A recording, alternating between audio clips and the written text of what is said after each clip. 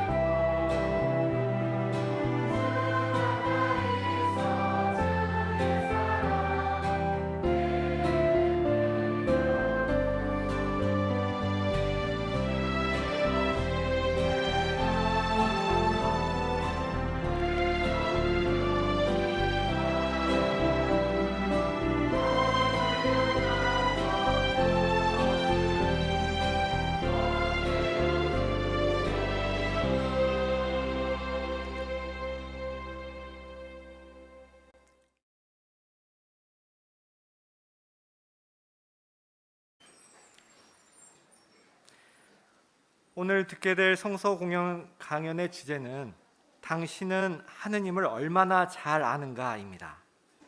연사는 수원 북부회중과 연합하고 계시는 황금득 형제입니다. 연사를 소개합니다.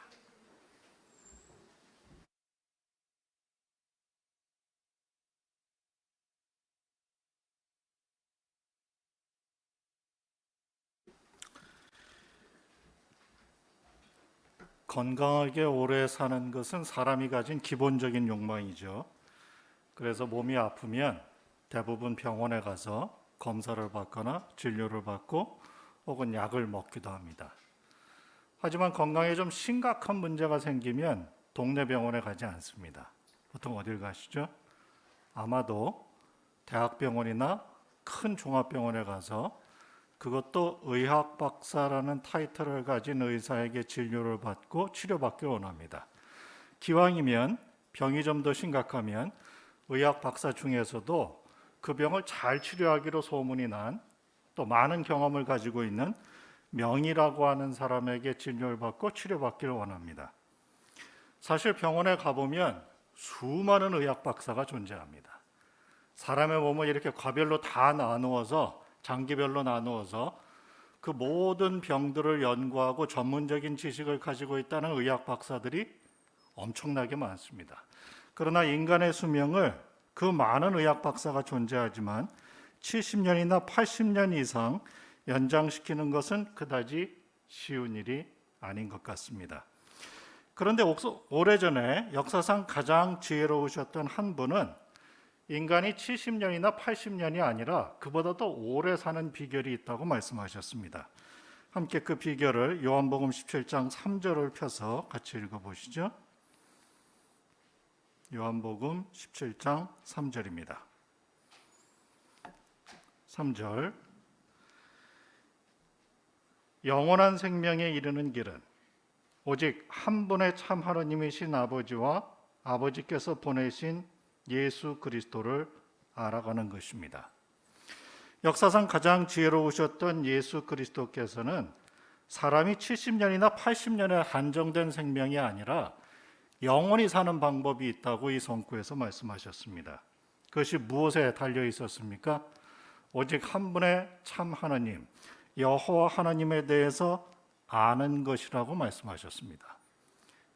영원한 생명에 하나님에 대한 지식이 관련되어 있기 때문에 이 지식은 단지 하나님이 존재하신다거나 그분이 어딘가 계실 것이라는 막연한 믿음 혹은 지식을 뜻하지는 않을 것입니다. 의학 박사가 70년이나 80년의 생명을 위해서 전문적인 지식을 가지고 있는 것처럼 우리도 영원히 살기 위해서는 하나님께 대한 정확한 지식을, 특별한 지식을 갖는 것이 분명히 필요합니다. 그럼 우리는 어떻게 하나님을 더 잘 알 수 있습니까? 또 하나님을 안다면 그것은 어떻게 드러납니까? 이제 그 점에 대해서 좀 생각해 보시죠. 우리가 하나님을 잘 알 수 있는 한 가지 방법은 정기적으로 하나님의 말씀인 성경을 읽는 것입니다. 그리고 그 성경을 읽을 때 하나님의 특성이나 감정이나 그분의 결정이나 행동을 유의하고 묵상하는 게 필요합니다. 그 점과 관련해서 성서필자는 이렇게 이야기했는데요. 시편 77편 11절과 12절을 같이 보시죠. 77편 11절과 12절입니다. 내가 야께서 즉 여호와께서 하신 일들을 기억하겠습니다. 당신이 오래전에 행하신 경이로운 일들을 기억하겠습니다. 또 당신이 하신 모든 일을 묵상하고 당신의 행적들을 숙고하겠습니다. 이 시편의 시를 기록한 성경 필자는 여호와께서 오랫동안 해오신 일들을 기억할 뿐만 아니라 그것을 묵상하고 숙고하겠다고 이야기했습니다. 이유가 무엇이었습니까?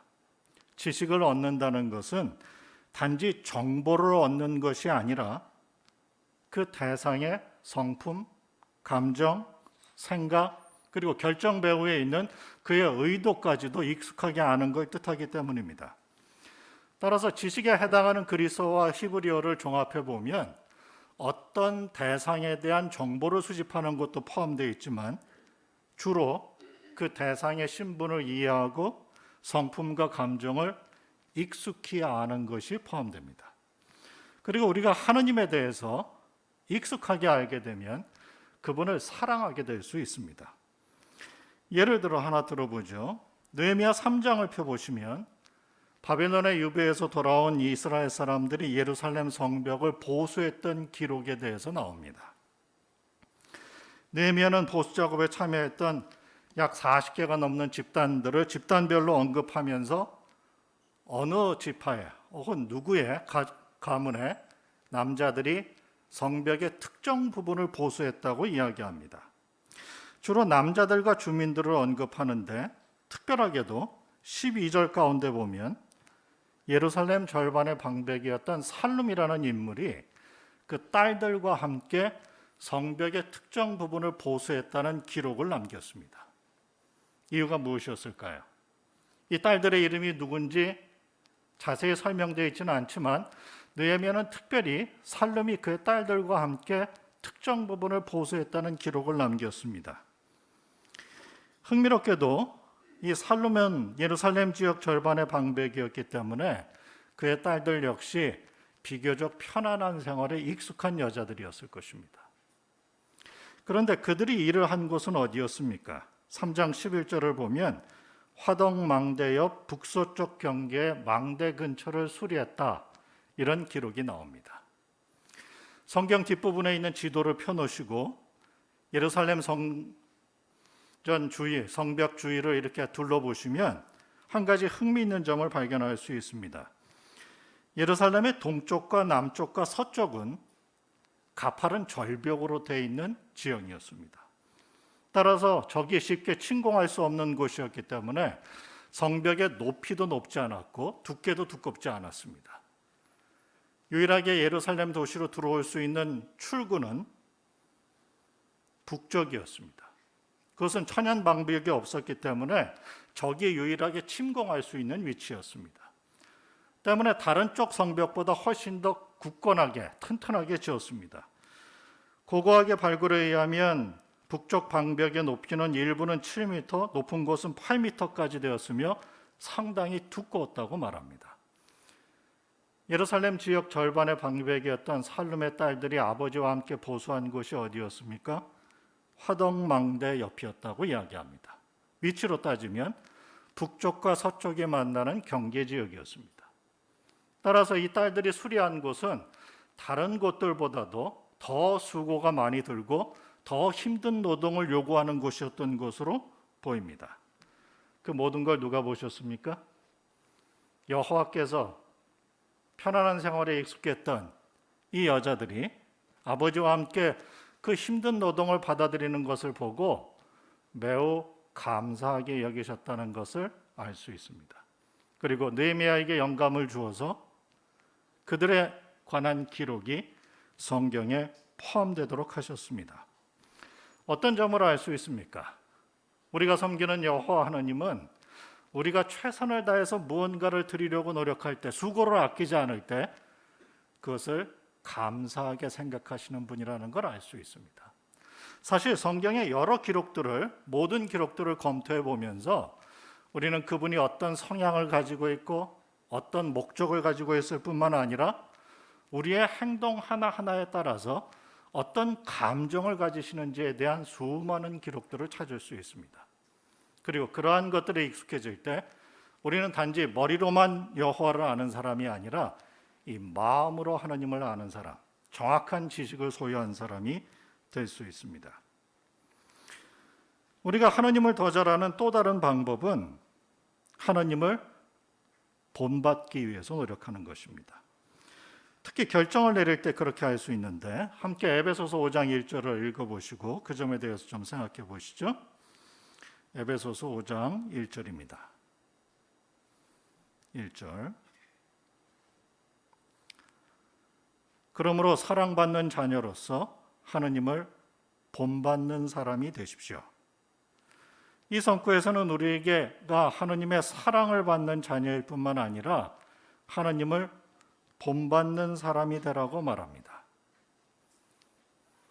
이 본받는 사람에 해당하는 영어 단어를 물질 명사로 바꾸면 imitation이라는 말이 됩니다.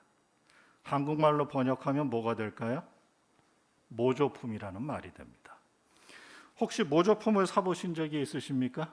보통 어떤 걸 위해서 모조품을 만들죠? 명품을 모조한, 모방한 제품을 만든 것이 모조품입니다. 근데 모조품을 사러 가보면 비슷해 보이긴 하지만 모조품에도 종류가 있다는 걸 알 수 있습니다. 어떤 모조품은 명품과 아주 똑같은 모양으로 만들어졌기 때문에 가격이 상당히 비쌉니다. 반면에 어떤 모조품은 비슷해 보이긴 하지만 잠깐만 들고 유심히 보면 가짜라는 걸 금방 알 수 있습니다. 우리가 하나님을 본받는 사람이 되어야 한다는 것은 무엇을 뜻합니까? 우리 역시 하나님을 본받을 때 어느 정도나 본받을 것인지는 우리의 선택에 달려있다는 점을 알려줍니다. 그럼 어떤 면에서 여호와의 성품, 특히 여호와께서 결정을 내리시는 걸 본받을 수 있습니까? 5장 1절 첫 부분에서는 그러므로 라고 이야기하죠. 앞구절인 4장 32절을 보면 하나님께서 그리스도를 통해 우리를 기꺼이 용서하셨다고 이야기하면서 그러므로 우리도 하나님께서 용서하신 것처럼 우리의 동료 그리스도인을 기꺼이 용서하라고 권합니다. 여호와께서는 범죄한 인류인 우리 모두를 기꺼이 용서하기로 결정하셨습니다. 그리고 자신의 아들을 이 땅에 보내셨죠. 그리고 대속물로 죽게 하셨습니다. 우리가 잘 알고 있는 설명들입니다. 그럼 그 과정에 여호와께서 기꺼이 용서하시는데 무엇이 관련되어 있었습니까? 사파를 하나 보시죠. 두 번째 사파를 보여주시죠. 우리가 출판물에서 본 것처럼 예수께서 형주에 매달려서 죽으신 장면을 보여주죠. 이 사파를 자세히 들여다보면 예수께서 형주에 매달리셨을 때 일찍 돌아가셨을 뿐만 아니라 그분의 몸 여러 곳에 상흔이 있는 것들을 볼 수 있습니다. 여호와께서는 자신의 아들이 형주에 매달려서 죽는 것을 보셨습니다. 개입하실 수 있었지만 개입하지 않으셨습니다. 이유가 무엇이었습니까? 죄 많은 인간 하나하나 우리 각자를 용서하시기 위한 게 목적이었습니다. 어떤 식으로 죽으셨습니까? 예수께서는 사망하시기 전에 체포되셔서 밤새 불법적인 재판을 받으시고 로마군에게 인계된 뒤에는 채찍질을 당했다고 이야기합니다. 우리가 연구용 성경이나 출판물에서 볼 수 있는 것처럼 로마군의 채찍 끝에는 쇠 조각이나 뼈 조각이 달려 있었습니다. 따라서 단지 고통만을 주는 게 아니라 채찍을 휘두를 때마다 그 뼈나 쇠 조각이 살점을 물고 뜯어 나왔다고 이야기합니다. 율법처럼 40에 하나를 뺀 39대만 때리는 규정이 없었기 때문에 로마군의 채찍질은 매우 가혹했고 때로는 채찍을 맞다가 죽는 사람도 있었다고 이야기합니다. 출판물의 설명에 의하면 로마군의 채찍질이 있은 이후에 그리스도의 등이 완전히 너덜너덜해져서 뼈가 보일 정도였을 것이라고 이야기합니다. 그 상태에서 형주에 매달리시죠. 숨을 쉴 때 어떻게 해야 합니까? 발에 힘을 주고 몸을 위로 밀어 올려야 했습니다. 이미 너덜너덜해진 등이 매번 숨을 쉴 때마다 얼마나 고통스러웠겠습니까? 예수의 사망 원인이 무엇이었습니까?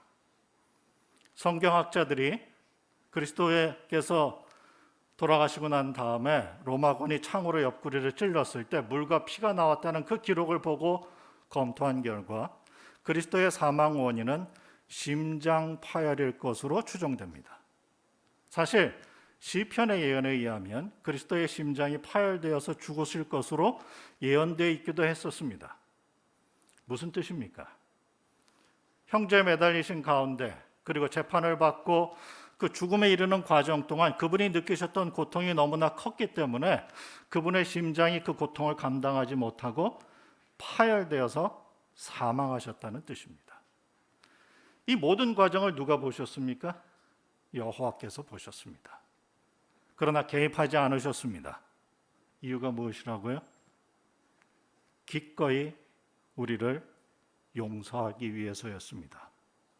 범죄한 죄인인 우리를 위해서 여호와께서는 자신의 가장 사랑하는 아들을 대속물로 주셨고 그분이 인류 역사상 가장 고통스러운 죽음을 당하는 것을 보셨습니다. 단 하나의 이유 때문에 우리를 용서하기 위한 것이었습니다.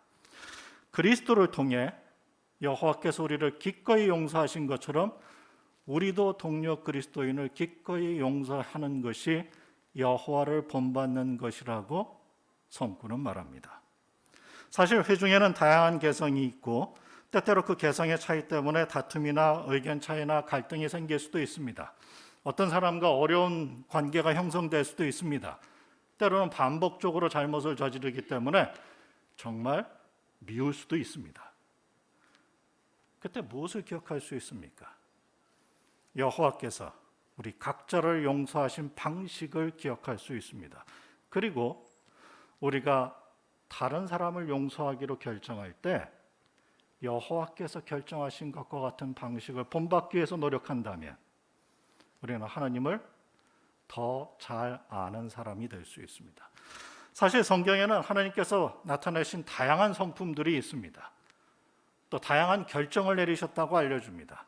성경을 읽고 묵상하면서 하나님께서 내리셨던 그 결정들이 우리가 내리는 결정이 되기 위해서 노력할 때 우리는 하나님을 익숙하게 아는 사람, 잘 아는 사람이 될 수 있습니다. 우리가 하나님을 더 잘 알 수 있는 또 다른 방법은 하나님과 자주 대화하는 것입니다. 달리 말하면 기도하는 것입니다. 흔히 친한 친구들이 무엇을 많이 하죠? 서로 이야기를 많이 합니다. 멀리 떨어져 있으면 이야기를 포기하는 게 아니라 전화로 연락하거나 혹은 카톡 메시지를 보내거나 자주 대화를 나눕니다. 그러면서 무엇을 알게 됩니까? 상대방의 생각이 무엇인지, 어떤 배경이 있는지, 어떤 결정을 했는지 사소한 것들에 대해서까지도 익숙하게 알게 됩니다. 그 결과 두 사람은 서로 친밀한 우정을 쌓을 수 있습니다. 여러분과 친한 그처럼 가까운 관계를 유지하는 분들이 계십니까? 여러분이 소셜미디어를 카톡을 사용해서 그들과 대화를 나누는 시간과 하느님과 대화를 나누는 시간을 비교해 볼 수 있습니다. 우리가 하느님과 친밀해지기 위해서 얼마나 많은 시간을 투자해서 대화를 나누고 있는지 검토해 볼 수 있습니다. 우리가 하느님과 나누는 대화가 많으면 많을수록 우리는 하느님과 더 가까운 관계를 누릴 수 있을 것입니다. 그럼 이제 두 번째 요점을 고려해 보시죠. 우리가 하나님을 잘 알고 있으면 그것이 어떻게 드러납니까? 즉 어떻게 나타납니까? 성경은 그 점에 대해서 이렇게 설명하는데요. 함께 요한일서 2장 4절을 같이 보시죠. 요한일서 2장 4절입니다. 내가 그분을 알고 있다라고 말하면서 그분의 계명을 지키지 않는 사람은 거짓말쟁이이며 그 사람 안에 진리가 없습니다. 우리가 하나님을 정말 잘 알고 있다면 무엇을 통해서 드러납니까? 이 성구에서 말하는 것처럼 그분의 계명들, 명령을 얼마나 잘 지키는가에 의해서 드러난다고 이 성구는 설명합니다. 흥미롭게도 신약 신학사전은 지식이라는 단어를 쭉 설명하다가 맨 마지막에 이렇게 설명합니다. 지식은 오직 실천하는 경우에만 소유하게 된다. 우리가 알고 있는 것을 행동으로 표현할 때 진정한 의미에서 지식을 가진 사람이 된다는 뜻입니다. 만약 우리가 알지만 행동하지 않는다면 그것은 여호와의 관점에서 이 성구에서 말한 그대로 거짓말쟁이임을 증명하는 것입니다. 그럼 어떤 계명에 순종해야 우리가 하나님을 잘 알고 있다는 걸 드러낼 수 있습니까? 성경 가운데 보면 전파 활동을 하고 집회에 참석하는 등 굵직굵직한 문제들에 대한 계명이 나옵니다. 이제 다시 앞서 모조품의 예를 다시 한번 생각해 보시죠. 어떤 모조품이 정말 똑같이 베낀 모조품인지가 무엇에 의해서 결정됩니까? 일반적으로 등급이 다 다른 모조품의 경우에도 외형적인 형태는 거의 대부분 비슷합니다. 그러나 정말 똑같은 것인지 그렇지 않은 것인지를 결정하는 것은 아주 사소해 보이는 부분, 디테일한 부분에서 결정이 됩니다. 예를 들어서 아주 똑같은 모조품은 보이지는 않지만 그 모조품의 안쪽에 되어 있는 속감에도 똑같은 제품을 쓴다고 이야기합니다.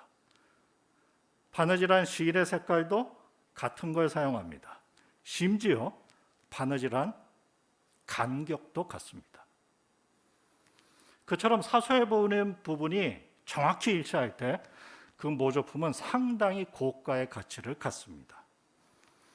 우리도 전파 활동이나 집회 참석과 같은 명령에 더해서 우리가 쉽게 넘길 수 있는 사소해 보이는 개인적인 성질을 띤 명령에 우리가 얼마나 철저히 순종하느냐는 우리가 하나님을 얼마나 잘 알고 있으며 그것을 우리의 생활에서 드러내기를 원하는지를 증명해 주는 한 가지 표가 됩니다. 예를 들어서 에베소서 5장 가운데 보면 가족 관계에 대한 여호와의 명령이 나옵니다. 에베소서 5장 28절과 29절에서는 남편들에게 아내를 자기 몸처럼 사랑하라고 이야기하죠. 5장 22절에서는 아내에게 남편에게 복종해야 한다고 말합니다. 6장 1절에서는 자녀에게 부모에게 순종해야 한다고 말합니다. 그런데 이 표현들이 나올 때 공통적으로 비슷한 표현들이 언급되어 있는 것이 있습니다. 무엇입니까? 그리스도께서 회중에게 하시듯이 남편들은 아내를 자기 몸처럼 사랑하십시오라고 권합니다. 주께 복종하듯이 아내는 남편에게 복종해야 한다고 말합니다. 주 안에서 자녀들이 부모에게 순종해야 한다고 말합니다. 개인적인 성질을 띤 명령이긴 하지만 모두 무엇과 관련이 있습니까? 우리가 섬기는 여호와 하나님께 어떤 태도를 가지고 있느냐가 관련돼 있다고 성구들은 말하고 있는 것입니다. 따라서 우리가 그러한 점들을 깊이 묵상하고 우리의 생활 가운데에서 하나님의 명령들 가운데, 계명들 가운데 비교적 사소해 보이는 것들까지도 철저히 마음으로부터 순종하기 위해서 노력할 때 우리는 우리의 행동을 통해서 여호와를 잘 알고 있다는 사실을 드러낼 수 있을 것입니다. 물론 얼마나 순종할 것인지는 개인적인 문제입니다. 하지만 개인적인 명령에서도 예수 그리스도께서 그렇게 하셨던 것처럼 온전히 순종하기 위해 노력할 때 우리는 더 행복해질 수 있으며 여호와를 더 잘 아는 사람이 될 수 있습니다. 우리가 하나님을 알기 위해 노력하면 여호와께서도 우리를 아시게 되죠. 그러면 그분은 우리에게 어떤 일을 하십니까? 마지막으로 역대기야 16장 9절을 같이 보시죠.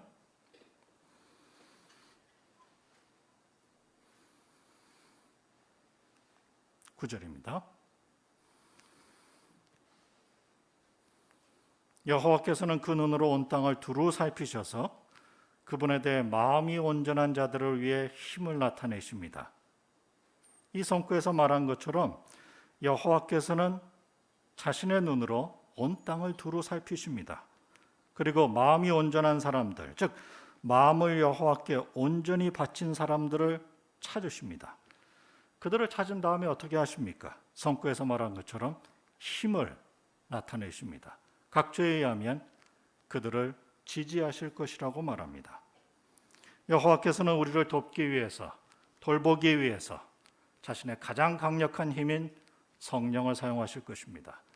우리가 하나님을 알고 그대로 행동하기 위해서 노력을 기울일 때 그 노력을 축복하실 뿐만 아니라 우리가 여호와의 증인이라는 신분 때문에 때로는 어려움을 겪을 때 여호와께서는 우리를 도우셔서 우리에게 힘을 공급하셔서 그러한 시련들이나 어려움들을 극복할 수 있도록 도움을 주실 것입니다.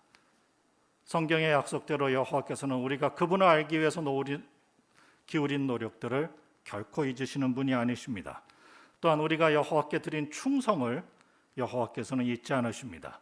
그리고 여호와께서는 우리가 기울인 그 모든 노력들을 축복하실 때를 정말 간절히 기다리고 계십니다. 따라서 여호와를 아는 사람이 되기 위해 계속 노력할 수 있습니다. 단지 정보를 수집하는 것이 아니라 우리의 마음으로, 우리의 감정으로 여호와를 더 잘 알기 위해서 노력할 수 있습니다.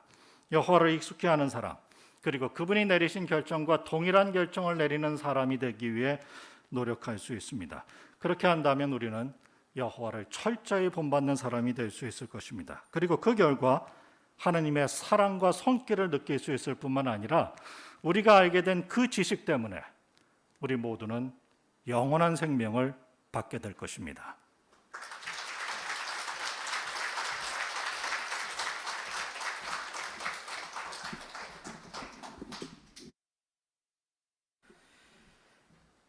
네, 하느님을 정확히 알고 또 이렇게 행동으로 나타내야 함의 이 중요성에 대해서 정말 호소력 있게 잘 연설해 주신 황금득 형제 감사합니다. 네, 다음 주에도 오늘과 같은 유익한 성서 공개 강연이 있을 것입니다. 연재를 말씀드리겠습니다. 경건한 지혜는 우리에게 어떻게 유익을 주는가입니다. 오늘처럼 이 성서에 관심 있는 분들을 초대하신다면 많은 유익을 얻으실 것 같습니다.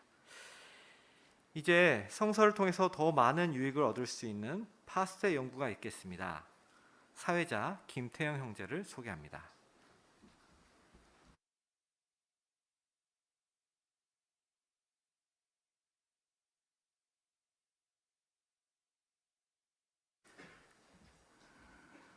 네, 준비된 파시토대 집회를 갖기에 앞서 가능하신 분들은 함께 일어나셔서 기쁨으로 노래하라 90번 히브리서 10장 24, 25절에 근거한 노래 서로 격려하라를 부르시겠습니다.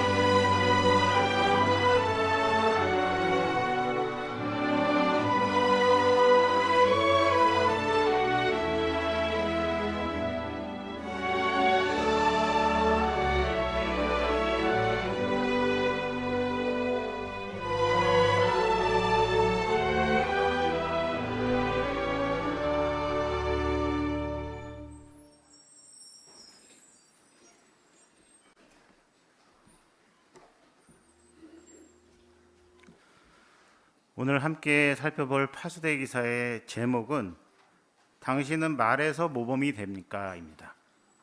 주제 성구는 디모데전서 4장 12절에 충실한 사람들에게 말에서 모범이 되십시오입니다. 예, 말에서 모범이 되라는 말이 강조되고 있는데요. 성구를 보시면 우리가 모범이 되어야 될 사람들 가운데는 충실한 사람들도 있습니다. 따라서 이 말은 단지 욕이나 저급한 말을 하지 않는 것 그 이상이 관련된다는 것을 알 수 있습니다. 여호와 하나님을 기쁘게 하고 그분을 찬양하는데 우리가 이 말에서 모범이 돼야 된다는 것을 오늘 파수대 기사를 통해서 살펴볼 것인데요. 세 가지 부면에서, 즉 봉사할 때, 그리고 회중 집회에 참석할 때, 또 다른 사람과 대화할 때 우리가 어떻게 말에서 모범이 될 수 있는지 그러한 점들을 살펴보게 될 것입니다. 우리가 오늘 기사에서 살펴볼 것처럼 오늘 이렇게 말로써 모범이 될 기회들이 많이 있을 것입니다. 여러분들의 다양하고 격려적인 해설을 기대해 보도록 하겠습니다. 오늘은 우리를 위해서 신성호 형제가 낭독할 것입니다. 그럼 먼저 1항을 보시겠습니다. 말하는 능력은 사랑 많은 하나님께서 주신 선물입니다. 첫 인간 아담은 창조되자마자 하늘에 계신 아버지와 말로 의사소통할 수 있었습니다. 또한 새로운 단어를 만들어 어휘를 늘려나갈 수 있었습니다. 아담은 그 능력을 사용해 모든 동물에게 이름을 지어주는 임명을 수행했습니다. 그가 처음으로 다른 사람에게, 즉 아름다운 아내인 하와에게 말을 건넸을 때 틀림없이 가슴이 설렜을 것입니다. 네, 1항 질문 보시죠. 우리는 말하는 능력을 어떻게 갖게 되었습니까? 네, 가운데 최보람 자매.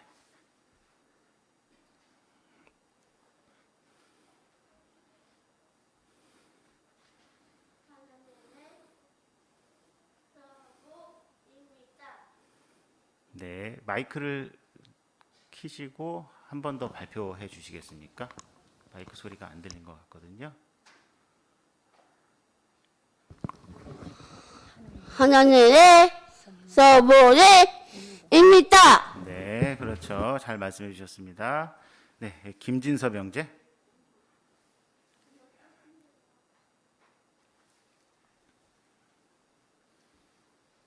동물도 나름대로의 의사소통 체계를 가지고 있지만 본능적으로 주어진 그 한계 내에서만 수행할 수 있을 뿐입니다. 하지만 창세기 2장 19절에서 알려주듯이 아담은 자신의 능력을 사용해서 동물들에게 이름을 지어주었습니다. 새로운 단어를 만들어서 어휘를 늘려나간 건데요.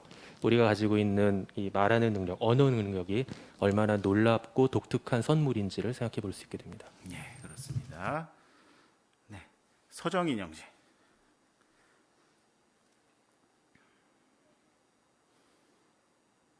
그래서 출판물을 찾아보니까 그 말은 히브리어로 수수, 또 새는 오프, 비둘기는 요나, 뱀은 나하시, 뭐 이런 이름을 지어줬다고 합니다.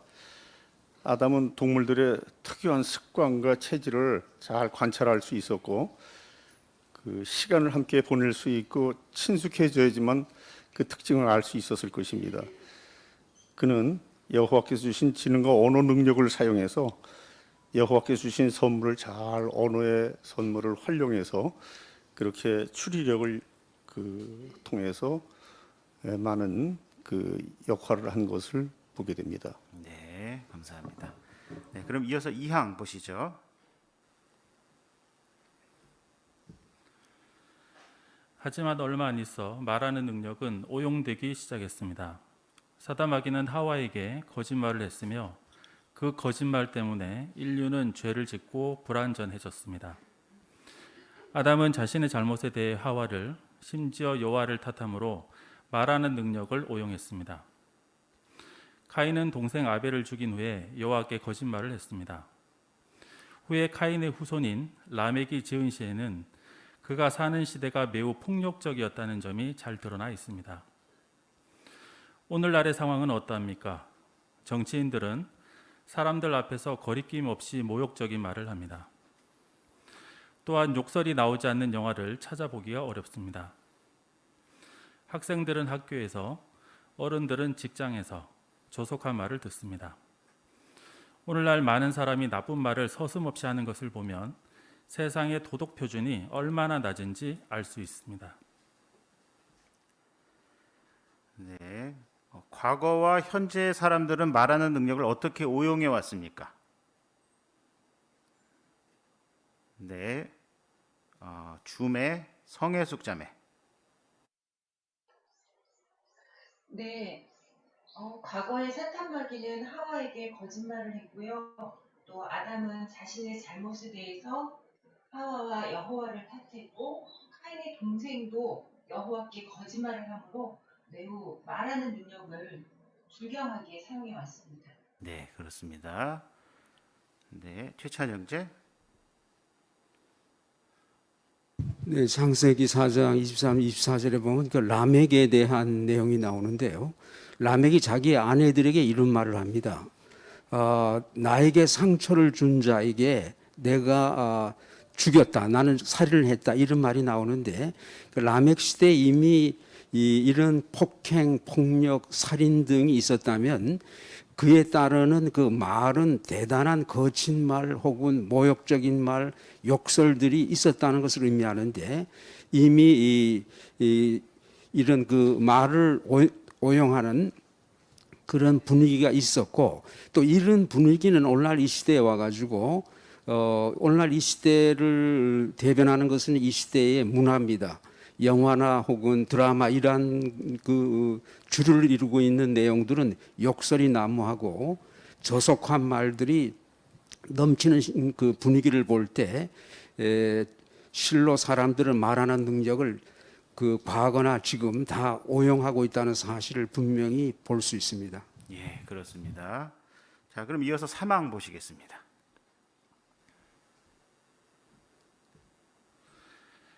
나쁜 말을 너무나도 많이 듣기 때문에 우리도 주의하지 않는다면 그러한 말을 하게 될 수 있습니다. 물론 그리스도인인 우리는 여호와를 기쁘게 해드리기를 원하며 그러려면 단순히 저속한 말을 쓰지 않는 것으로는 충분하지 않습니다. 우리는 말이라는 놀라운 선물을 올바로, 즉 하나님을 찬양하는 데 사용하기를 원합니다. 이 기사에서는 우리가 봉사에서, 회중 집회에서, 일상 대화에서 어떻게 그렇게 할 수 있는지 살펴볼 것입니다. 하지만 먼저 여호와께서 우리가 하는 말을 왜 중요하게 여기시는지 생각해 보겠습니다. 네, 사망 보시죠. 우리는 어떻게 하지 않도록 주의해야 하며 이 기사에서 무엇을 살펴볼 것입니까? 네, 뒤에 신주영 어린이. 나쁜 말을 하면 안 돼요. 네, 그렇죠. 잘 얘기했습니다. 네, 김사라 자매. 네, 여호와께서는 말이라는 놀라운 선물을 우리에게 주셨습니다.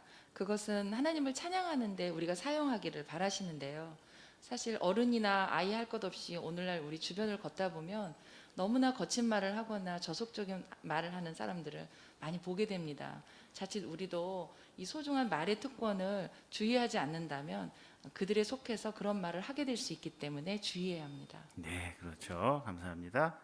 예, 박시원 학생.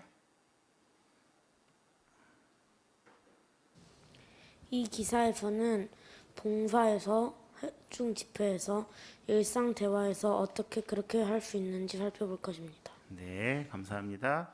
김윤서 자매. 먼저 여호와께서 우리가 하는 말을 왜 중요하게 여기시는지 생각해 볼 것입니다. 네, 감사합니다. 그럼 먼저 다음 소제목을 볼까요? 여호와께서는 우리가 하는 말을 중요하게 여기십니다. 사항 보시겠습니다. 말라기 3장 16절. 그때 여호와를 두려워하는 사람들이 저마다 자기 친구와 서로 말하니 여호와께서 주의를 기울여 들으셨다. 그리고 여호와를 두려워하는 사람들과 그분의 이름을 묵상하는 사람들 위해 그분 앞에서 기념책이 기록되었다. 여호와께서는 그분을 두려워하고 그분의 이름을 묵상한다는 것을 말로 나타내는 사람들을 왜 기념책에 기록하십니까? 우리의 말은 마음이 어떠한지를 보여줍니다. 예수께서는 마음에 가득한 것을 입으로 말하는 법이라고 말씀하셨습니다. 우리가 무엇에 대해 말하는지를 보면 여호와를 얼마나 사랑하는지 알 수 있습니다. 여호와께서는 그분을 사랑하는 사람들이 신세계에서 영원히 행복하게 살기를 바라십니다. 말라기 3장 16절에 따르면 여호와께서는 우리가 하는 말을 왜 중요하게 여기십니까? 네, 뒤에 이금지 자매. 우리가 무엇을 말하는지를 보면 여호와를 얼마나 사랑하는지 알 수 있기 때문인데요. 말라기 3장 16절에 보면 여호와를 두려워하고 그분의 이름을 묵상한다는 것을 말로 나타내는 것이 중요함을 알 수 있습니다. 네, 그렇죠. 감사합니다. 김서원 자매. 또한 마태 12장 34절에서 예수께서는 마음에 가득한 것을 입으로 말하는 법이라고 하셨습니다. 우리가 하는 말에는 마음속 가장 깊은 곳에 있는 생각, 욕망, 태도 그리고 우리가 가장 중요하게 여기는 것이 드러난다는 점을 알 수 있습니다. 네, 그렇습니다. 네, 뒤에 김희숙 자매.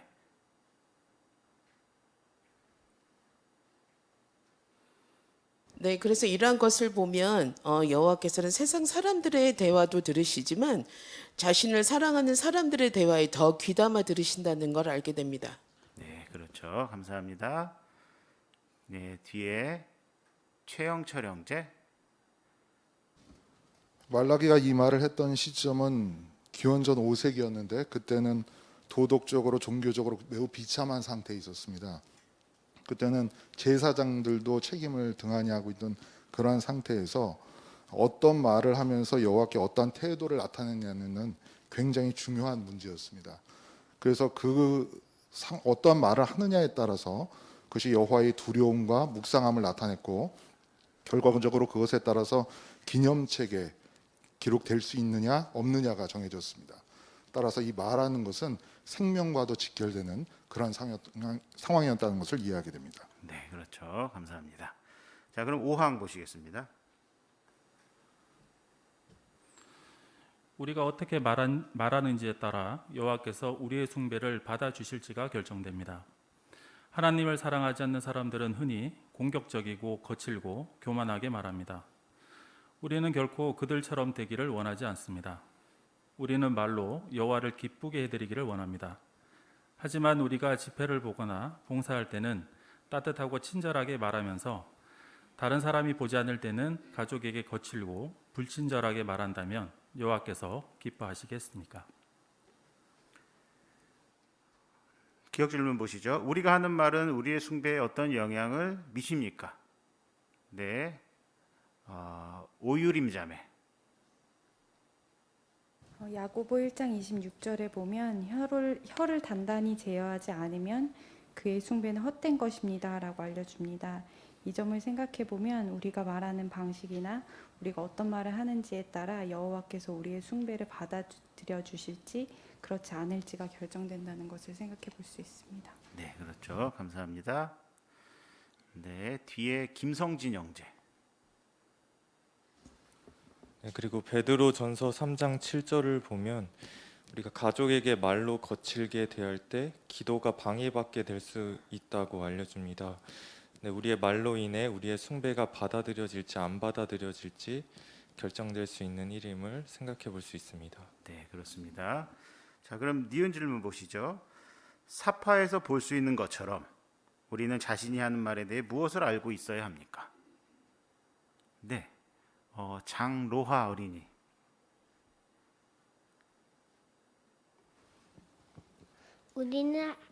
우리는 하나님을 사랑하지 않는 사람들처럼 거칠거나 불친절하게 말하지 않고 언제나 친절하고 따뜻하게 말함으로 여호와를 기쁘시게 해드릴 수 있습니다. 네, 그렇죠. 그렇게 할 수 있겠네요. 감사합니다.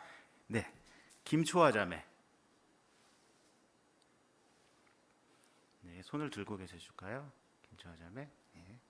첫 번째, 두 번째 사파처럼 영적인 활동을 할 때에든 세 번째 사파처럼 일상 중에든 제 마음이 어떤지, 열정이 식었는지, 사랑이 줄어들었는지 말을 통해 드러남을 알 수 있는 사파입니다. 세 장면 각 한쪽에서 어쩌면 귀를 쫑긋하고 듣고 계신 여호와의 모습을 상상하면서 순간 저를 되돌아보게 되었어요. 하나님의 선물인 말을 제가 정말 소중히 사용해서 여호와를 기쁘시게 할 수 있음을 기억해야겠습니다. 네, 감사합니다. 각각의 사파의 상황은 이어지는 내용을 통해서 좀 자세하게 살펴보도록 하시죠. 네, 그럼 6항 보시겠습니다.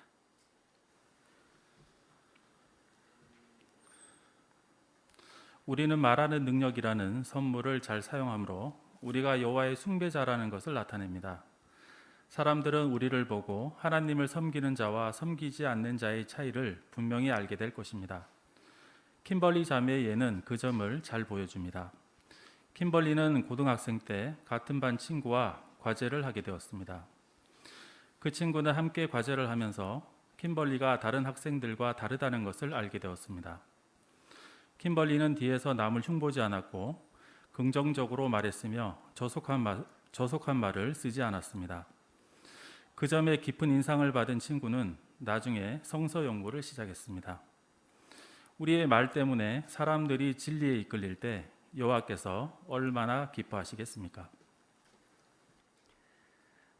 네, 킴벌리가 말에서 모범이 되었기 때문에 어떤 좋은 결과가 있었습니까? 네, 줌의 방인규 형제. 네, 킴벌리 자매는 고등학교 때 같은 반 친구와 과제를 하게 되었는데 이 킴벌리의 뒤에서 남의 흉을 보지 않고 또 긍정적으로 말하고 조속한 말을 쓰지 않은 것에 깊은 인상을 받은 친구는 나중에 성서 연구를 시작했다고 합니다. 이처럼 말에 있어서 모범을 보이므로 사람들을 진리로 이끌 수도 있습니다. 네, 그렇죠. 감사합니다. 네, 최금득 형제. 네, 킴벌리 자매 친구는 이 말하는 능력의 선물을 어떻게 사용하는지 틀림없이 눈여겨보고 또 들었습니다. 그래서 자매의 좋은 본을 보고 또 진리에 이끌리게 하는 결과는 하나님에 대한 정성을 드러내는 방법이 될 수 있다는 것을 알게 됩니다. 네, 그렇습니다. 감사합니다. 네, 김명애 자매.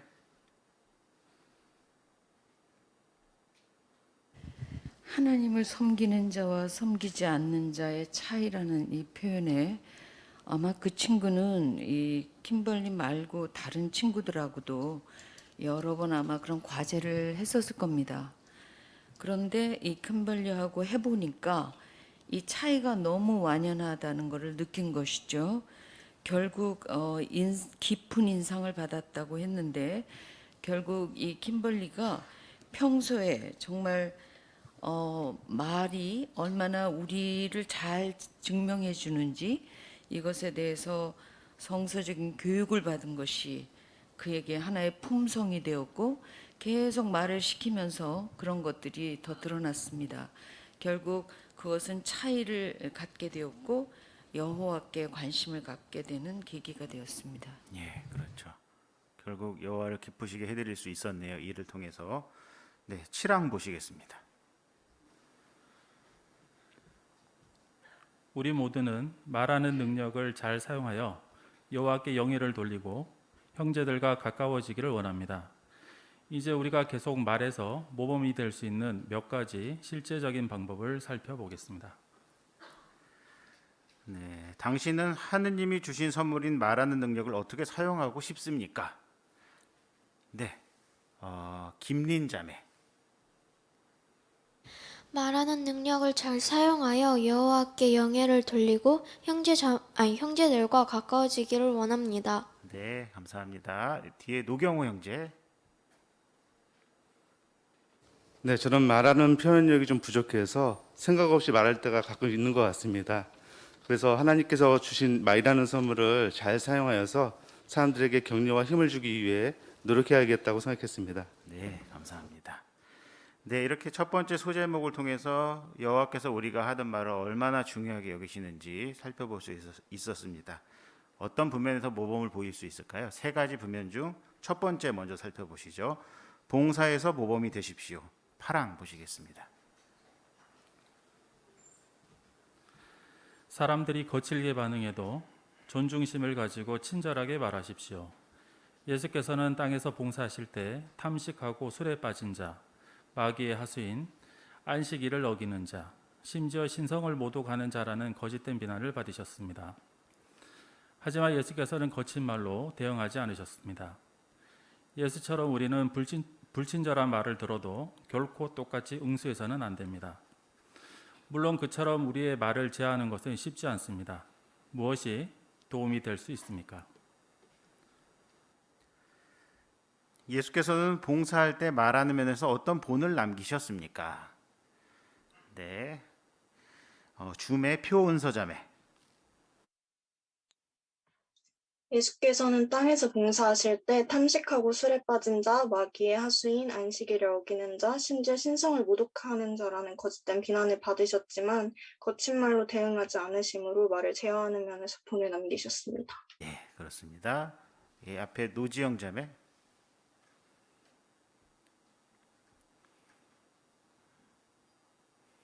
네, 베드로전서 2장 21절로 23절에 보면 예수께서 모욕을 당해도 모욕으로 갚지 않으셨으며 고난을 당해도 위협하지 않으셨다고 알려줍니다.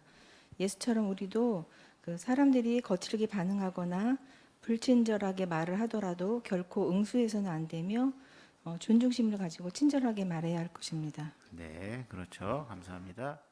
네, 신영희 자매. 네, 예수께서 그렇게 하실 수 있었던 이유가 베드로전서 2장 23절에 보면 이롭게 심판하시는 분에게 자신을 맡기셨다고 했기 때문인데요.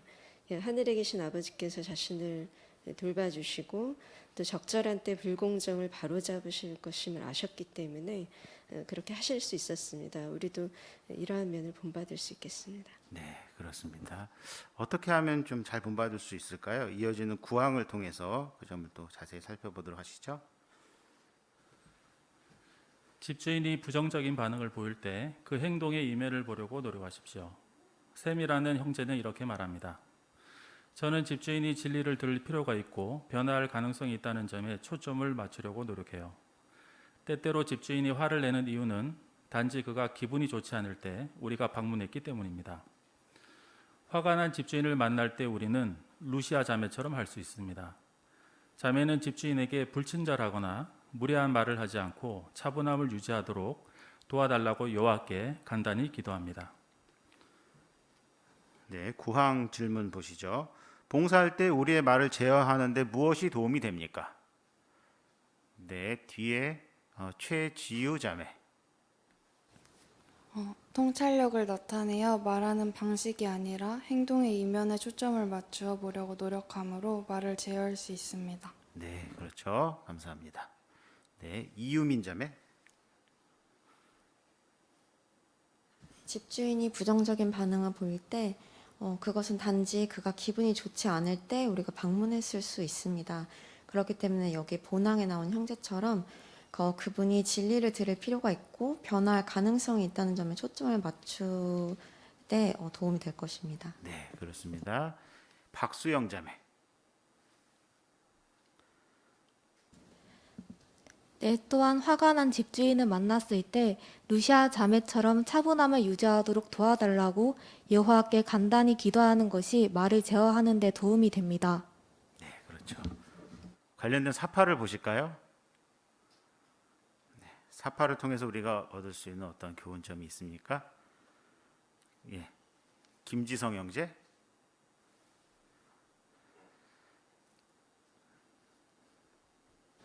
네, 오른쪽 여기 사파를 보면 집주인은 아마 왼쪽과 같은 반응을 보였을 것입니다.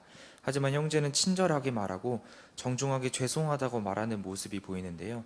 사실 이런 태도를 보이면 여호와께서도 기뻐하시고 또한 집주인도 자신의 이런 태도에도 친절을 보이는 형제의 태도에 감동을 받을 수 있을 것입니다.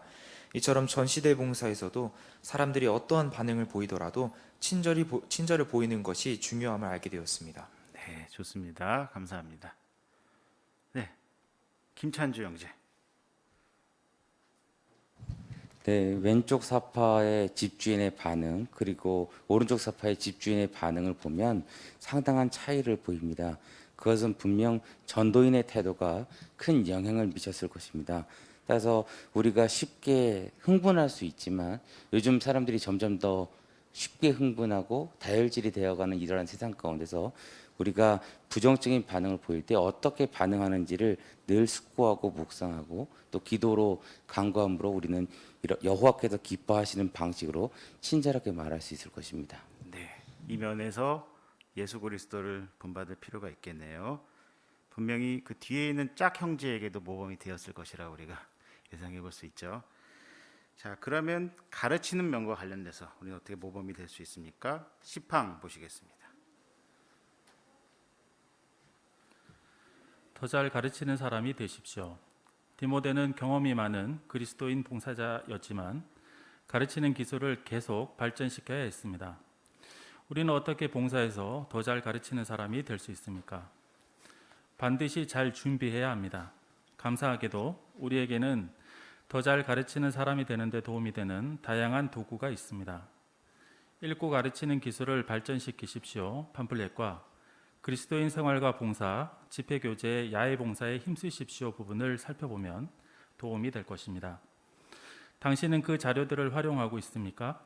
잘 준비한다면 긴장감을 덜고 더 자신감 있게 말할 수 있을 것입니다.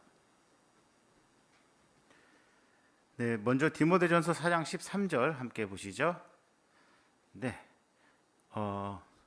뒤에 정주현 자매. 내가 갈 때까지 공개 낭독과 권고와 가르치는 일에 계속 전념하십시오. 네, 감사합니다. 디모데전서 4장 13절에 따르면 우리는 어떤 목표를 가져야 합니까? 네, 홍태규 형제. 네, 그 성구에서 디모데가 바울에게 가르치는 일에 계속 전념하라는 권고를 받았기 때문에 우리도 이 성구를 적용해서 우리가 얼마나 잘 가르치는 사람이든 더욱더 전념해서 발전해야 할 목표를 세울 수 있습니다. 네, 그렇습니다. 감사합니다. 네, 임경태 경제. 네, 이처럼 성서의 공고와 일치하게 우리가 가르치는 일에 잘 준비하고 또 계속 발전하기 위해서 노력한다면 우리의 말을 듣는 관심자나 집주인들이 큰 유익을 얻게 될 것입니다. 그래서 그들의 믿음이 세워지게 되고 또 배운 대로 행동하고자 하는 동기를 심어주는 일에 초점을 그들이 맞추게 됨으로써 우리 자신뿐만 아니라 우리의 말을 듣는 이웃의 모두에게 기쁨이 커질 것이기 때문에 우리가 이러한 목표를 가져야 함을 이해하게 됩니다. 네, 그렇죠. 감사합니다. 서명화 형제. 네, 말이라는 훌륭한 선물을 주신 여호와께서는 이 말을 훌륭하게 잘 사용하는 방법을 가르치는 데 도움이 되는 자료들도 주었습니다. 이게 읽고 가르치는 기술을 발전시키십시오라는 팜플렛이나 혹은 그리스도인 생활과 봉사, 집회 교제에 나오는 야외 봉사 부면들을 개인적으로 연구한다면 말을 훌륭하게 모범적으로 사용할 수 있을 것입니다. 네, 그렇습니다. 또 어떤 방법들이 있을까요? 이어지는 11항 보시죠.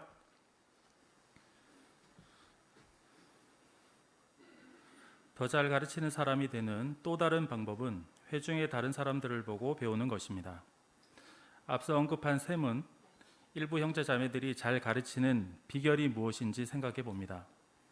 그는 그들이 가르치는 방식을 잘 관찰하고 그대로 따라해 보려고 노력합니다. 탈리아라는 자매는 경험 많은 연사들이 공개 강연의 내용을 어떻게 전개하는지 주의 깊이 듣습니다.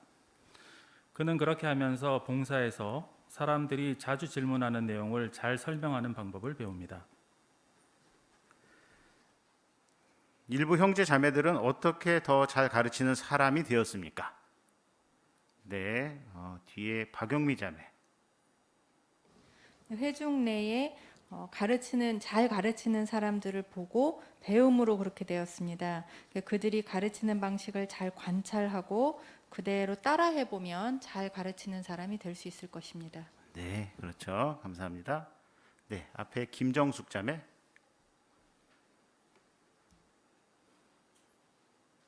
우리는 공개 강연을 어떻게 전개해서 잘 전달하는지를 주의 깊이 듣고 그대로 따라해 봄으로써 잘 가르치는 사람이 될 수 있을 것입니다. 네, 그렇습니다. 감사합니다. 네, 이렇게 우리가 봉사에서 어떻게 모범이 될 수 있는지 살펴볼 수 있었죠. 그리스도를 본받을 필요성, 그리고 가르치는 면에 있어서 우리의 말을 잘 단련시킬 수 있다는 점 살펴볼 수 있었습니다. 두 번째 경우를 보시죠. 집회에서 모범이 되십시오. 12항입니다. 우리 모두는 열정적으로 노래하고 잘 준비한 해설을 하므로 회중 집회가 즐겁고 유익한 시간이 되는데 기여할 수 있습니다. 하지만 어떤 사람들은 공개적으로 노래를 부르거나 해설하는 것을 어려워합니다. 당신도 그렇습니까? 다른 사람들이 어떻게 두려움을 극복했는지 살펴본다면 도움이 될 것입니다. 네, 몇몇 형제 자매들은 무엇을 어려워합니까? 네, 줌의 임미옥 자매.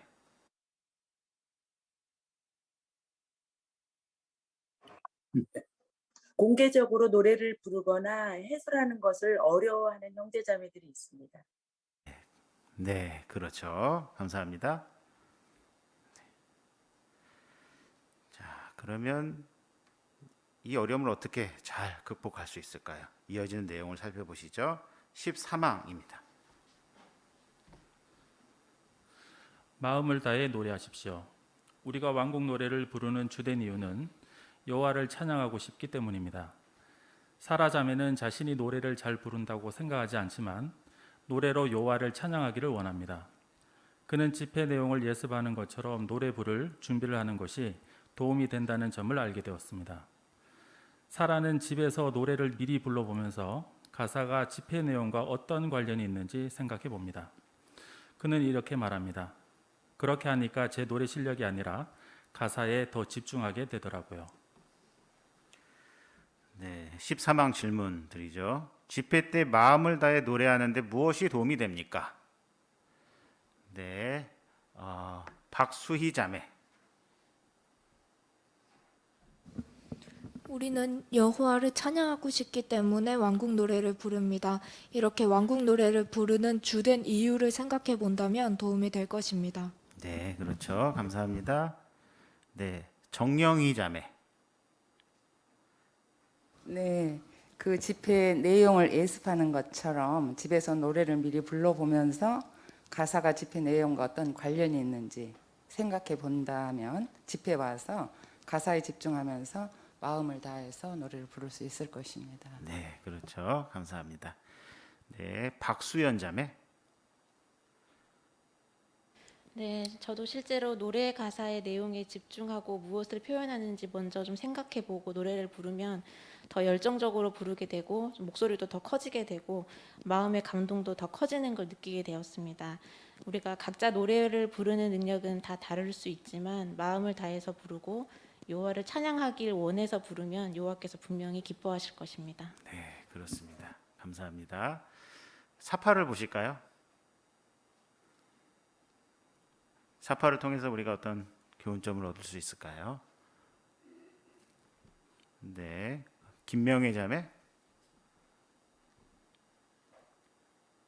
네, 지금 이 형제는 집회는 참석했습니다. 하지만 노래하는 시간에 아주 귀찮아하는 듯한 느낌의 모습을 흑백으로 보여주고 있고 오른쪽에서는 벌써 자세가 달라졌습니다. 똑바로 서서 열정적이고 즐겁고 그렇기 때문에 하나님을 찬양하는 그러한 모습을 우리가 볼 수 있는데 결국 여호와께 이렇게 노래를 부를 때 그것이 하나님께 찬양이 되지만 본인에게도 즐겁고 유익한 기회라는 것을 생각해 볼 수 있겠습니다. 네, 그렇죠. 감사합니다. 네, 김용일 형제. 네, 이 형제가 주저하는 이유가 무엇인지는 잘 모르겠습니다. 아마 자신의 목소리가 음치이기 때문에 주저하는 건지는 잘 모르겠지만 가사에 집중하면서 여호와께 찬양의 노래를 부를 때 그 행복감이 전달되었을 때 태도 자체가 변하게 되죠. 그런데 우리가 그 노래를 저렇게 열심히 부르거나 또는 소극적이 되든 어떻게 되든 저 뒤에 앉아있는 저는 꼬마를 좀 보게 됐는데요. 누군가는 보고 있다는 거죠. 그래서 좋은 영향을 받을 수도 있지만 좋지 않은 영향을 받을 수도 있다. 이 점들도 좀 생각해 보게 하는 사파였던 것 같습니다. 네, 감사합니다. 네, 문종대 형제. 네, 아마 말로 여호와를 찬양하는 방법 가운데 하나가 여호와께 찬양의 노래를 열정적으로 부르는 것이다라는 것에 대한 인식의 부족인 것 같습니다. 지금 왜 이렇게 어렵지? 나는 이런 노래 잘 못해.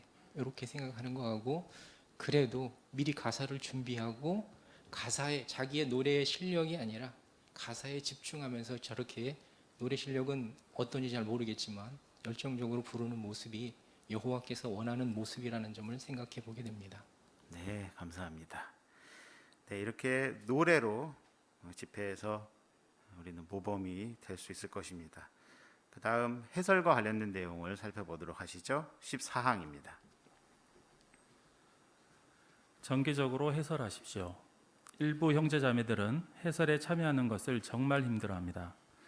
앞서 언급한 탈리아는 이렇게 말합니다. 제 목소리가 차분한 편이라서 사람들은 알아차리지 못하지만 사실 저는 사회 불안장애가 있어서 사람들 앞에 나서는 게 아주 어렵습니다. 그래서 해설하는 게 너무 힘들어요. 하지만 탈리아는 해설에 참여하려고 노력합니다. 그는 집회를 준비할 때 질문에 대한 첫 번째 대답은 간단하고 직접적이어야 한다는 것을 기억합니다. 탈리아는 이렇게 말합니다. 짧고 간단하게 요점만 대답해도 괜찮죠? 그게 사회자가 원하는 대답이니까요. 네, 집회 때 해설할 용기가 나지 않는다면 무엇이 도움이 됩니까? 네, 원예은 자매. 네, 간단한 해설이라고 할지라도 짧고 요점 잡힌 해설이 바로 집회에서 필요로 하는 해설이라는 점을 기억한다면 도움이 될 것입니다. 네, 그렇습니다. 감사합니다. 조규술 자매.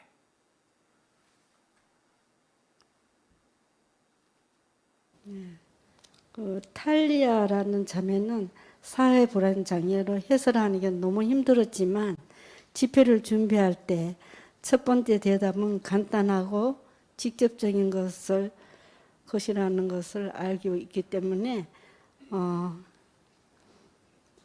짧고 간단하게 요점만 대답함으로 도움이 되었다고 했습니다. 네, 그렇죠. 감사합니다. 오늘 많은 분들이 이 면에 있어서 아주 모범이 되시는 것 같습니다. 자, 그러면 이어지는 15항 보시겠습니다. 수줍음이 많거나 소심한 성격이 아니더라도 때때로 해설하기가 망설여질 수 있습니다. 이유가 무엇입니까? 줄리엣이라는 자매는 이렇게 말합니다. 제 해설이 너무 짧고 내용이 별로라는 생각이 들어 손들기를 주저할 때가 있어요. 하지만 여호와께서 바라시는 것은 우리가 최선을 다해 해설하는 것임을 기억하십시오. 우리가 회중 집회에서 두려움을 극복하고 여호와를 찬양하겠다고 결심할 때 그분은 매우 기뻐하십니다. 네, 해설하는 것에 대해 무엇을 기억해야 합니까? 네, 장리나 학생. 여호와께서 바라시는 것은 우리가 최선을 다해 해설하는 것임을 기억함으로 두려움을 극복하고 여호와를 찬양할 수 있습니다. 네, 그렇죠. 감사합니다. 네, 김수영 자매.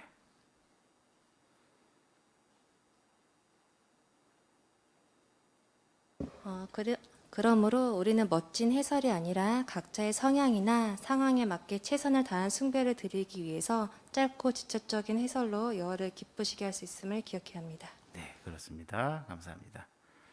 네, 신정미 자매.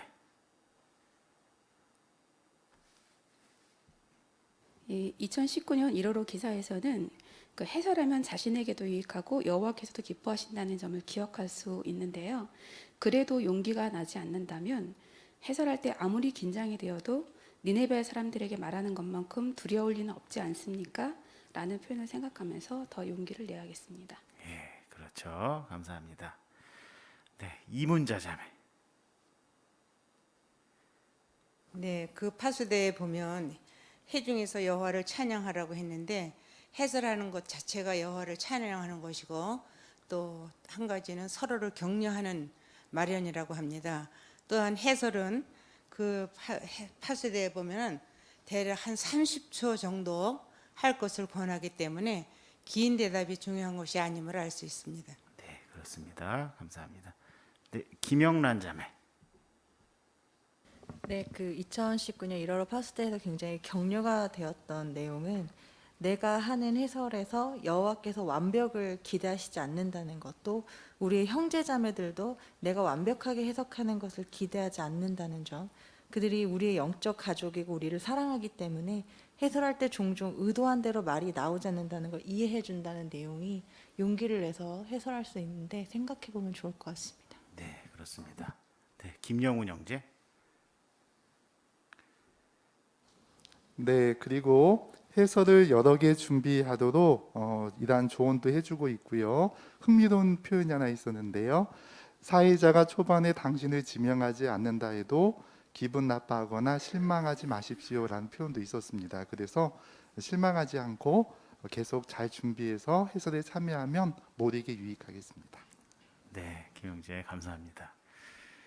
네, 혹시 이 부면에 있어서 어려움이 있으시다면 이 기사의 내용을 다시 한번 연구하면서 읽어보신다면 이 어려움을 극복하는데 도움이 많이 되실 것 같습니다.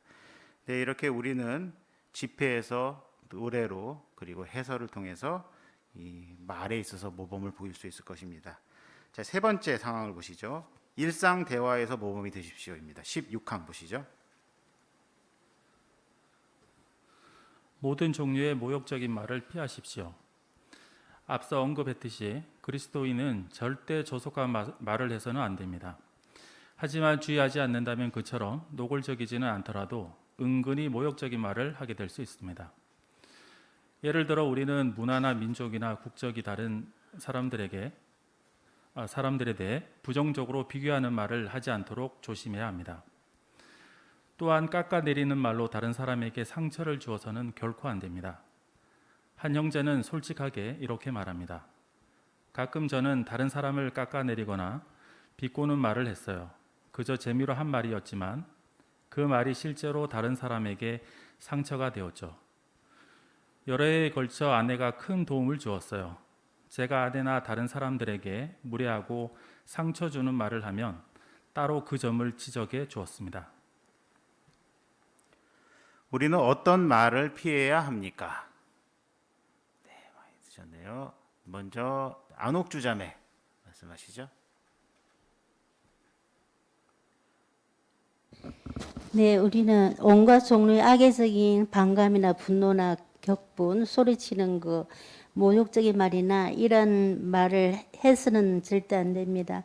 하지만 우리가 주의하지 않으면 또 그처럼 노골적이지 않더라도 은근히 모욕적인 말을 하기 때문에 할 수 있기 때문에 조심해야 할 것입니다. 네, 그렇죠. 감사합니다. 네, 정성원 형제. 우리가 봉사나 집회와 같은 틀 안에 있을 때보다 일상생활에 있을 때 말을 주깊게 하는 것이 더 어려울 수 있습니다. 정말 약간의 부정적인 말로도 상대방에게 감정을 상하게 만들 수 있기 때문에 우리는 에베소 4장 31절에서 권하는 것처럼 모든 종류의 모욕적인 말을 피해야 한다는 것을 기억할 수 있겠습니다. 네, 그렇죠. 감사합니다. 신지윤 자매.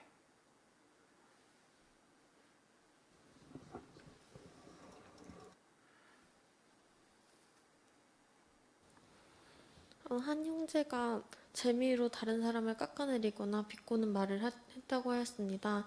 하지만 그 말은 실제로 다른 사람에게 상처가 되었는데요.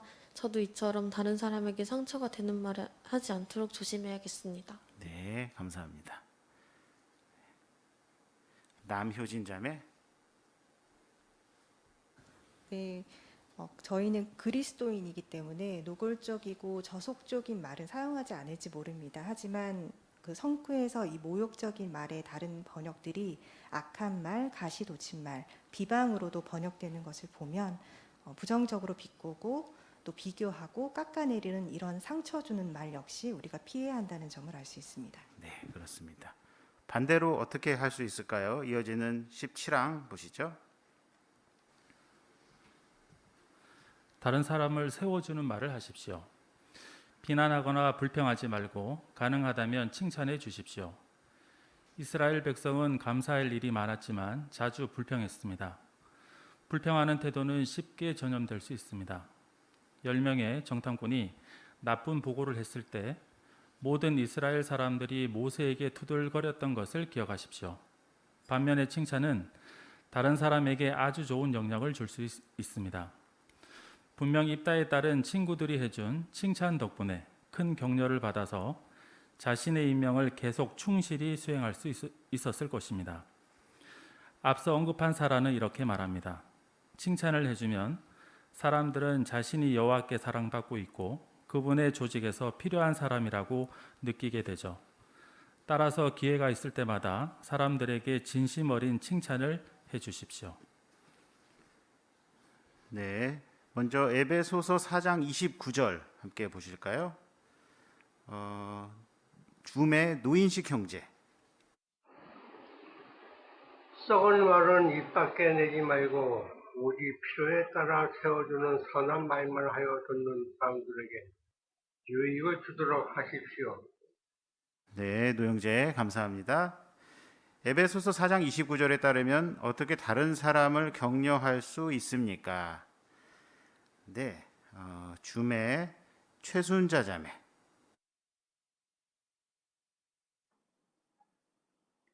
거기 성구에 보면 그 세워주는 선한 말은 듣는 사람에게 유익을 준다고 하였습니다.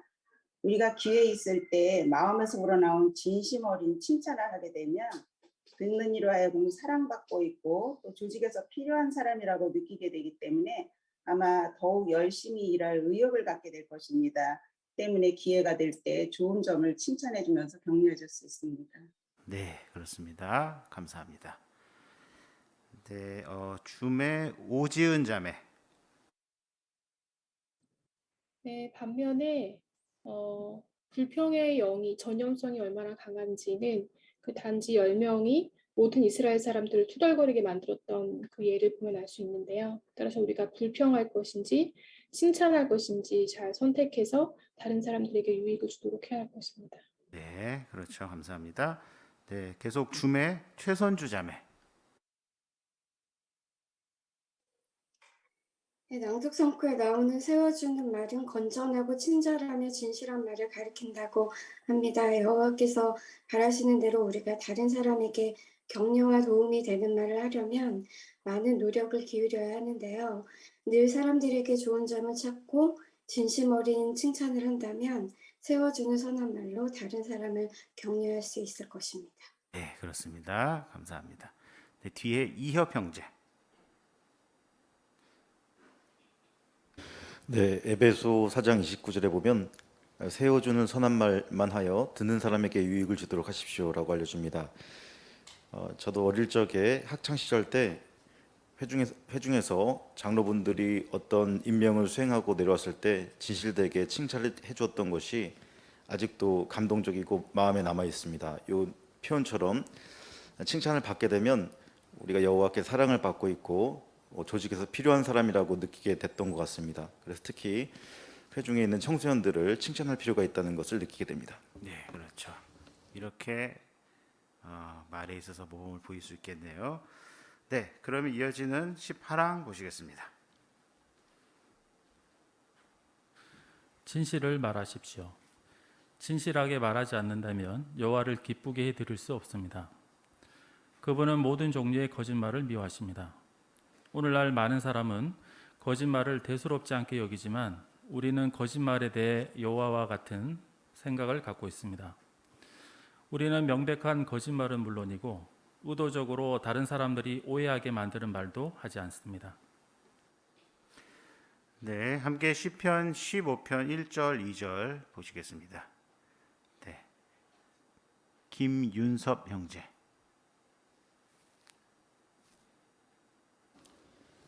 오 여호와여, 누가 당신의 천막에 손님이 될 수 있습니까?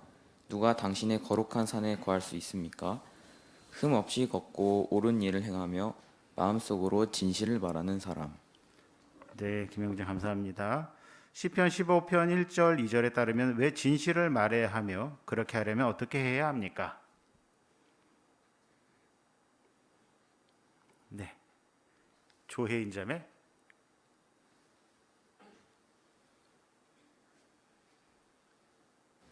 여호와께서는 모든 종류의 거짓말을 미워하시기 때문에 진실하게 말하지 않는다면 여호와를 절대 기쁘게 드릴 수 없습니다.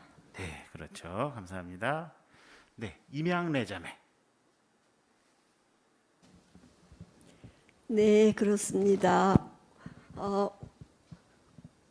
오늘날 많은 사람은 거짓말을 대수롭지 않게 여기지만 우리는 명백한 거짓말은 물론이고 의도적으로 다른 사람을 오해하게 만드는 말을 하지 않아야 하고 진실을 말해야 합니다. 네, 그렇습니다. 감사합니다. 네, 노유정 자매. 낭독석고에서 알려주는 것처럼 우리는 입술만이 아니라 마음으로 진실을 말해야 합니다. 진실한 행동은 마음에서 나오기 때문인데요. 따라서 정직을 우리 성품 중 일부가 되게 해 체면을 세우려고 거짓말을 하거나 일부만 진실로 말하는 일이 없도록 해야 할 것입니다. 네, 그렇습니다. 감사합니다. 자, 그러면 계속되는 19항 보시겠습니다. 다른 사람에 대해 부정적인 이야기를 퍼뜨리지 마십시오. 앞서 언급한 줄리엣은 다른 사람에 대한 부정적인 이야기를 들으면 어떤 영향을 받는지 이렇게 말합니다. 남에 대해 안 좋은 얘기를 들으면 힘이 빠지고 그런 얘기를 하는 사람을 신뢰하기가 힘들어요. 그 사람이 다른 사람한테 내 얘기를 하지 않을 거라고 어떻게 확신할 수 있겠어요? 대화가 누군가에 대한 부정적인 이야기로 흘러가는 것 같다면 긍정적인 이야기로 화제를 바꾸십시오. 네, 우리는 또 어떤 말을 하지 않도록 조심해야 합니까? 네, 이재복 형제. 예, 남에 대한 이야기를 하지 않는 것이 좋은데요. 그런 이야기를 하다 보면 결국은 자신에 대해서도 이야기할 거라는 점을 언급하고 있습니다. 그래서 그런 부정적인 이야기를 들을 때 대화를 바꾸기 위해서 좀 긍정적인 대화를 이어가기 위해서 노력할 필요가 있겠습니다. 네, 그렇습니다. 네, 뒤에 박재열 형제. 네, 특히나 우리가 부정적인 말을 자주 한다면 다른 사람들의 주목을 받을 수는 있지만 신뢰는 받을 수 없을 것입니다. 그러므로 골로새 4장 6절에서 은혜롭게 말하라고 알려준 것처럼 이 부정적이고 쓸모가 없는 말이 아니라 언제나 다른 사람에 대해 귀한 말을 할 수 있도록 노력해야 할 것입니다. 네, 그렇습니다. 감사합니다. 네, 줌의 방종현 형제. 실제로 사도 바울은 그 데살로니가 회중을 방문했을 때 경고한 적이 있습니다. 다른 사람들에 대한 부정적인 얘기를 퍼뜨리지 말라고 표현한 내용이 자기와 관계없는 일에 참견하지 말라라고 표현이 되어 있습니다. 그러므로 다른 사람에게 참견을 하거나 특히 부정적인 얘기를 한다면 자기 자신에게 해로운 일이 될 것입니다. 네, 그렇죠. 감사합니다. 사파를 보실까요? 우리가 사파를 통해 알 수 있는 점 어떤 점들이 있을까요? 네, 서민정 자매.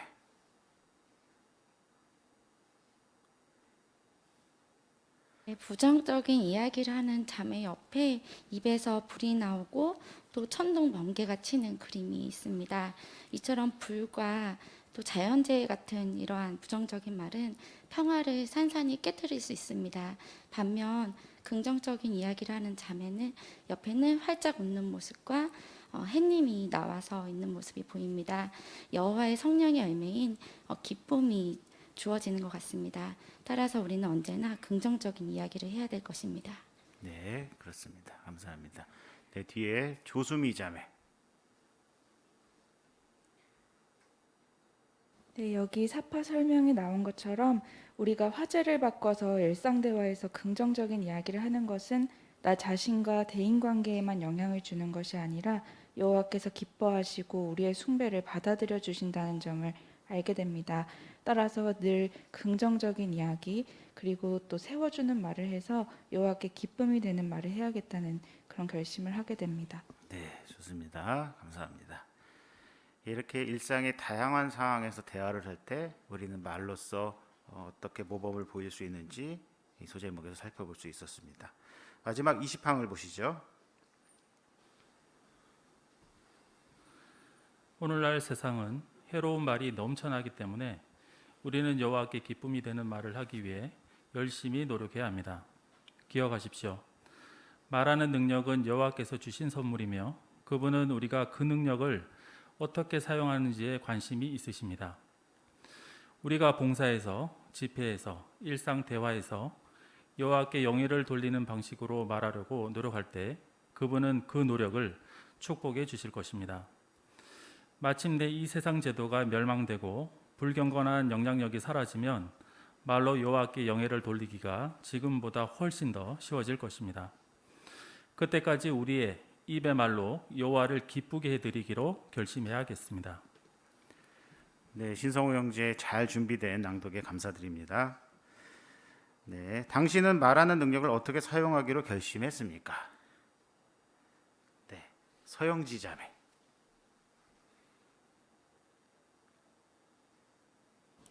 네, 말하는 능력은 여호와께서 주신 선물이므로 이 선물을 사용해서 여호와를 기쁘게 해드리기 위해 노력해야겠다고 생각했습니다. 네, 좋습니다. 감사합니다. 더 있을까요? 네, 한준기 형제. 예, 특히 오늘 배운 것처럼 봉사에서 또 집회에서 일상 대화에서 여호와께 영예를 돌리는 방식으로 말하려고 노력해야 하겠습니다. 네, 감사합니다. 네, 이렇게 해서 이 기사 내용들을 다 살펴볼 수 있었습니다. 아래 3개의 질문을 통해서 내용을 간단하게 정리해 볼까요? 어떻게 말해서 모범이 될 수 있습니까? 먼저 봉사에서 어떻습니까? 네, 주매 박영금 자매. 네. 봉사에서 사람들이 거칠게 그렇게 반응을 해도 우리는 존중심을 가지고 친절하게 말해야 될 것입니다. 네, 그렇죠. 감사합니다. 또 봉사에서 어떤 부면을 우리가 주의를 기울일 필요가 있을까요? 네, 홍지윤 자매. 네, 우리는 봉사자로서 계속 가르치는 기술을 발전시킴으로 더 잘 가르치는 사람이 될 수 있습니다. 그렇게 할 때 우리가 봉사에서 말에서 모범이 될 수 있습니다. 예, 그렇죠. 감사합니다. 자, 집회에서 우리가 어떻게 모범이 될 수 있겠습니까? 네, 동성민 형제. 네, 우리는 집회에서 마음을 다해 노래를 힘써 불러야 할 필요가 있는데요. 마침 좀 있다가 끝마치는 노래 제목이 우리는 자제가 필요하다인데 참 정말 기대가 됩니다. 네, 감사합니다. 네, 뒤에 박천우 형제. 또한 정기적으로 해설함으로 말에서 모범이 될 수 있습니다. 네, 그렇습니다. 감사합니다. 자, 마지막 일상 대화에서 우리는 어떻게 말에서 모범이 될 수 있을 것입니까? 네, 최하운 형제. 모든 종류의 모욕적인 말을 피함으로 모범이 될 수 있고요. 또한 다른 사람들을 세워주는 말을 함으로써 칭찬을 함으로써 일상적인 대화에서 모범이 될 수 있을 것 같습니다. 네, 감사합니다. 한 번 더 들어볼까요? 네, 뒤에 안현주 자매.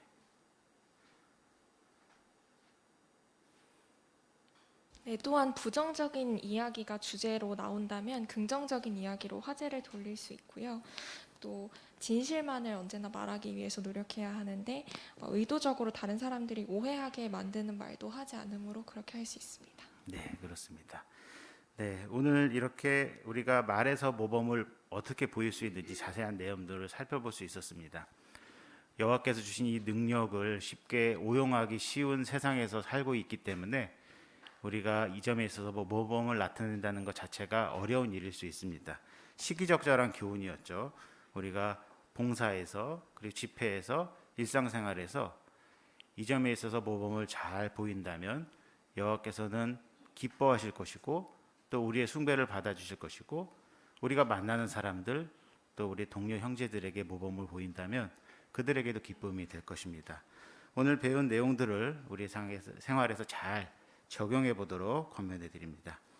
네, 잘 준비된 해설을 하시고 적극적으로 참여해 주신 모든 분들 감사합니다. 네, 광고를 모든 집회를 노래와 기도로 마치도록 하죠. 네, 오늘 함께 부를 노래는 우리는 자제가 필요하다입니다. 함께 일어나셔서 로마서 7장 14절로 25절에 근거한 기쁨으로 노래하라 121번 우리는 자제가 필요하다 함께 부르시고 오늘 강연에 수고하신 황금득 형제의 기도로 모든 집회를 마치도록 하겠습니다.